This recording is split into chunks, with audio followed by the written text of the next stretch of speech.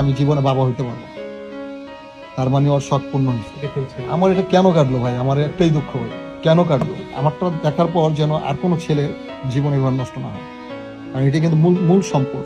এটা যদি আমার কাছে বেবি চাইছিল, আর আমি জানি যে ওর 2 ঘরে 2 সন্তান, আর হাজবেন্ড তো একাধিক ওর আছে অনেকগুলো, তারা সবাই বাসায় আসে ভাই। আপনি বিয়ে করছেন, আপনার ওয়াইফের বাসায় যদি পরপুরুষ আসে তখন আপনি কেমন করবেন? তখন একটু ঝগড়া হয়, আমি চলে যেতে চাই, ওই কয় তুই আমার বাচ্চা দিবি না, তোর বাচ্চা জীবন হইব না, আমি দেখা যাও। আমি মনে দুষ্টামি করে কারো কাছে বিচার দিলে তো আবার ঘুরায় ফেলে কথা। হঠাৎ করে আমাকে মনে করেন বলতেছি কি তোমার জন্য ড্রিঙ্কস আনছি। কি ড্রিঙ্কস? 75 টাকা করে যে ওই যে আছে বেকারিতে বিক্রি করে, মানে বিয়ার হালকা ফ্লেভার, ওইটা বেবার্স নাকি, হ্যাঁ রাইট বেবার্স, ওইটাই, ওই যে স্প্রে ক্যানের মতো, ওইটার সাথে লাল কি যেন একটা স্টিক না কি যেন এটা মিলাইছে, এটা নতুন ফ্লেভার। আমাকে বলতেছে মিক্স করে খাইলে ভালো লাগবে। খাইলাম। একটু প্রশ্ন, সেটা কি কোনো নেশাগ্রস্ত কিনা আপনি জানেন কিনা? অতিরিক্ত নেশা করে। আমার সামনে তো ট্যাবলেট বহুত খাইছে, আমি আমার আড়ালে, আমি তো বাসায় থাকি সর্বক্ষণ, আর ও থাকে বাইরে থেকে কি করে এটা আমি জানি, বাইরে থেকে ও কি করে, ওর ছেলেকে দিয়ে চুরি করে এটা আমি জানি। ছেলেকে দিয়ে আর হচ্ছে ওই যে দ্বিতীয় হাজবেন্ডে দেয় কন্টিনিউ রেগুলার। আপনারা যদি চান ওর ফোনটা যদি ট্র্যাক করবেন না আমি জানি, কিন্তু যদি করেন তাহলে ওর দ্বিতীয় হাজবেন্ডের সাথে প্রতিদিন 4-5 বার 10 বার করে কথা হয়, এটা পাবেন কল লিস্টে।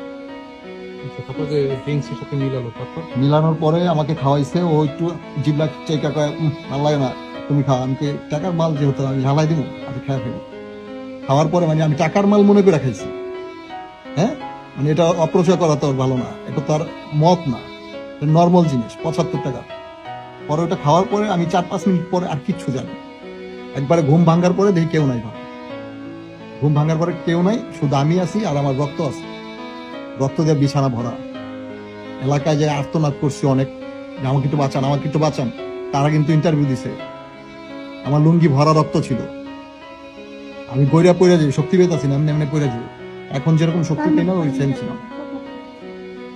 তারপর হচ্ছে আমার ওই যে নারায়ণগঞ্জের কিছু মিডিয়া কর্মী আসলো, আসার পর হসপিটালে বসে ভিডিও করে ওনারা চারশো দাম গাইছিলাম, ওইটাই মনে করতেছে যে আমি মনে হয় এই হাসপাতাল থেকে রিলিজ হয়েছি, কিন্তু না, ওইটা হচ্ছে নারায়ণগঞ্জের বন্দরের একটা ছোট একটা হসপিটাল আছে, এখান থেকে তারা ঢাকা মেডিকেলে পাঠানো হয়েছে। পুলিশে এসে আমাকে দিয়ে গেছে ওখানে। এখন সার্বিক কি পরিস্থিতি আপনার? এখানে আমি ট্রিটমেন্ট ভালো পাইছি, বাট 3 মাস পরে বলতে পারবো ভাইয়া কি হয়, কিন্তু 100% শিওর। আমার মাও ইন্টারভিউতে বলছে, আমি শুনছি, কিন্তু আমাকে কেউ বলেনি আমি জীবনে বাবা হইতে পারবো, তার মানে ওর শখ পূর্ণ হয়েছে। এটার জন্য ও মানে আমার জীবনটা যে নষ্ট করছে, আমার জীবনটা যে নষ্ট করছে, এটার একটা সুস্থ একটা কঠিন একটা বিচার চাই।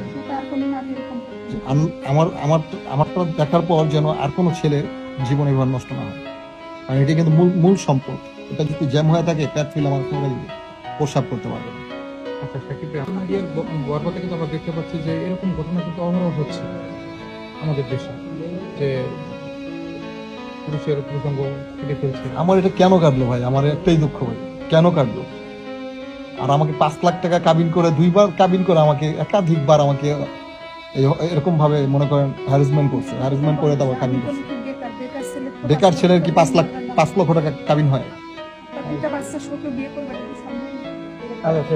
আমরা জানি সোশ্যাল মিডিয়া বেশ জনপ্রিয়, দুনিয়াটাকে বিষয়ে বেশ জনপ্রিয়। আপনার সেই ঘটনা এখন ভাই আর অবৈধ টাকার অনেক জোর, আমার অবৈধ টাকা অনেক জোরও নেই।